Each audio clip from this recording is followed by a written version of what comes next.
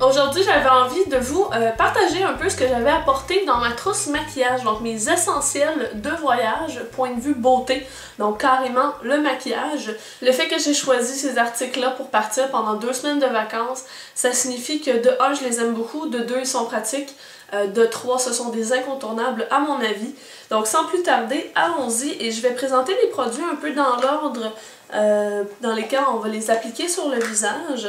Premièrement, j'ai choisi 2 bases. Et oui, je trouve les bases assez importantes pour en avoir traîné 2. Je m'explique. En fait, c'est que comme j'allais avoir chaud beaucoup pendant le voyage, j'ai décidé d'amener une base qui était matifiante. Et la meilleure, à mon avis, c'est la base matifiante de chez Cover FX qui se présente comme ceci. Elle a aussi de l'acide salicylique à l'intérieur, donc elle aide à traiter l'acné. Donc quand on a des zones justement où on a un petit peu problématique avec des boutons, tout ça, ça peut être une très belle option. Donc ce que je faisais, c'est qu'à tous les jours, j'appliquais ce produit-là après avoir mis mes crèmes hydratantes.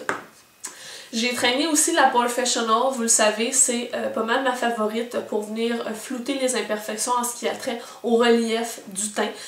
Bien souvent, je n'appliquais que celle-ci et quand j'avais des sorties où je voulais avoir un teint un peu plus parfait, à ce moment-là, je prenais la Porefessional. J'aurais bien pu m'en sortir avec uniquement une, mais tu sais, quand on aime vraiment quelque chose, on le traîne. Ensuite, pour le teint, au jour le jour, j'appliquais rien sur mon teint outre les bases, mais lors de quelques soirées, j'ai voulu avoir un teint un peu plus joli, donc j'avais traîné la DD Crème de chez Marcel. Donc c'est, pour celles qui ne connaissent pas, les DD Crème, c'est défense diurne, donc ça aide en termes d'antipollution, tout ça. Il y a un FPS de 25, donc c'est non négligeable si on n'a pas envie de se mettre en plus de la crème solaire. Et à mon avis, dans toutes les gammes de BBCC DD Crème chez Marcel, c'est la DD qui est la plus jolie, qui a un effet le plus naturel possible et qui a une couvrance aussi qui est la plus légère. Donc si vous voulez quelque chose de plus couvrant, c'est peut-être pas celle-ci qui va vous plaire. Ensuite de ça, pour les cernes, j'ai appliqué beaucoup pendant les vacances le bâton correcteur de chez Lisuati. Donc il se présente comme ceci. Donc c'est le cache-cerne dans Age Control Suprême. Donc c'est carrément un embout, un peu comme le touche éclat de chez Yves Saint Laurent. Donc un petit pinceau qu'on va venir appliquer. La couleur était parfaite en ce sens qu'elle contenait un petit peu de jaune. Donc si j'avais des imperfections à camoufler, je pouvais le faire. Mais c'était quand même une couleur qui allait très bien pour cacher les cernes. Et comme c'est un produit qui est un petit peu asséchant, étant donné qu'il faisait super chaud et que j'avais tendance à avoir justement la peau plus grasse qu'à l'habitude, mais ce produit-là était tout simplement génial parce qu'il tenait en place malgré tout. J'avais tout de même traîné mon favori, mon petit chouchou, qui est le Instant Concealer de chez Clarins. Et celui-ci, en fait, je l'adore en termes de fini, en termes de texture. C'est vraiment le cache-cerne parfait à mon avis. Donc les soirs, c'est celui-ci que j'appliquais si je voulais me sentir un petit peu plus fancy. Et pour le teint, je l'ai poudré très rarement, mais j'avais tout de même traîné la CC Poudre de chez MAC, donc dans les Prep M Prime. Donc c'est comme ça ici. Pour ce qui est du bronzer, j'avais traîné ma poudre bronzante visage dans la collection Colors of Brazil de chez Clarins, comme ceci. Pour les joues, j'avais traîné 2 choses. J'avais traîné un blush longue tenue qui est le Instain de chez The Balm et la couleur c'est Toile qui est une couleur bonne mine. C'est un corail qui est très joli. J'ai adoré appliquer ce blush-là, je m'en tanne pas. Je suis revenue de vacances, j'avais accès à tous mes blushs, mais c'est quand même celui-là que j'ai appliqué. Et j'avais traîné aussi le 410 de chez Makeup Forever, qui est juste sublime. Donc ça, c'est la gamme des blushs HD, qui ont une texture qui est crème, mais mi-poudre. C'est un effet vraiment seconde peau, très joli. Et pour l'application, j'ai amené les pinceaux correspondants que je vais vous montrer par la suite.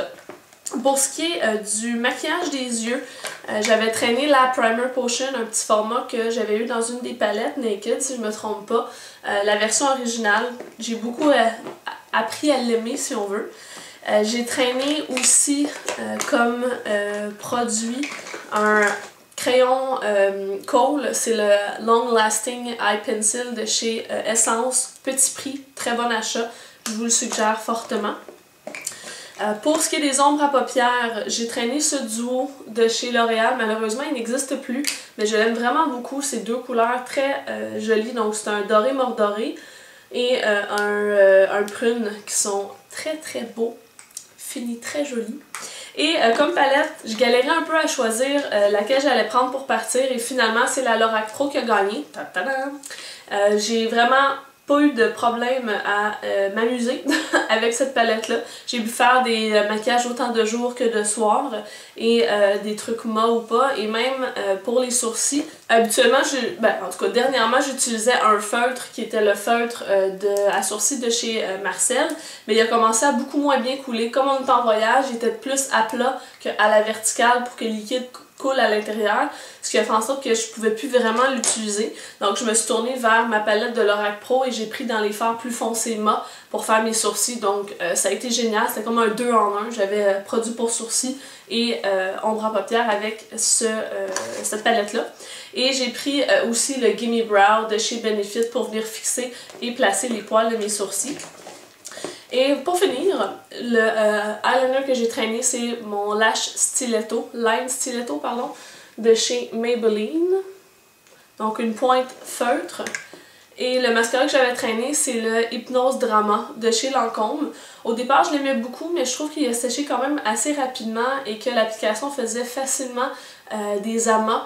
Donc c'est peut-être pas mon mascara favori, mais le format étant très petit, c'était plutôt pratique pour le voyage. Pour terminer ma trousse, j'ai essayé de faire ça rapidement la vidéo pour pas que ça dure 3 ans non plus. Pour les pinceaux, ce que j'ai traîné, c'est tout ceci. Donc ça peut avoir l'air beaucoup, mais quand on est accro au maquillage, il n'y en a pas tant que ça.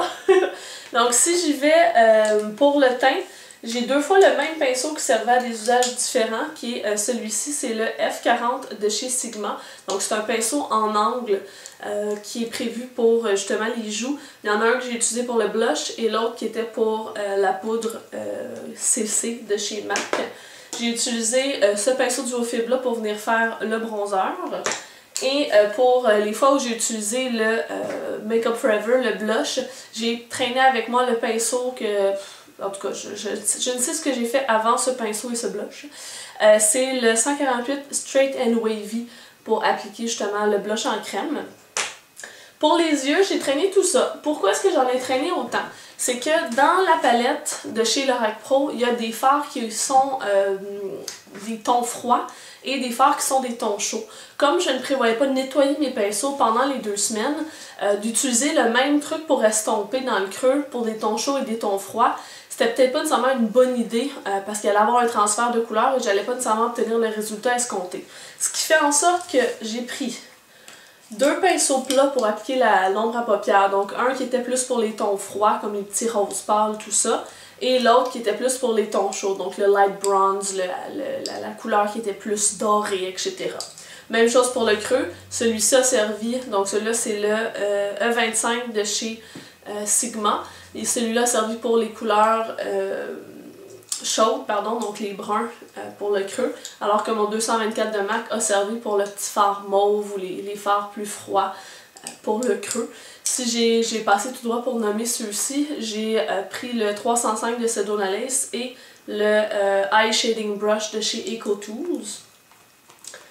Pour ce qui est de la couleur de l'arcade sourcilière, ce que j'ai pris, c'est tout le temps le même pinceau que je prends, c'est le Deluxe Oval Shading Brush de chez Coastal Scents, qui n'existe plus malheureusement.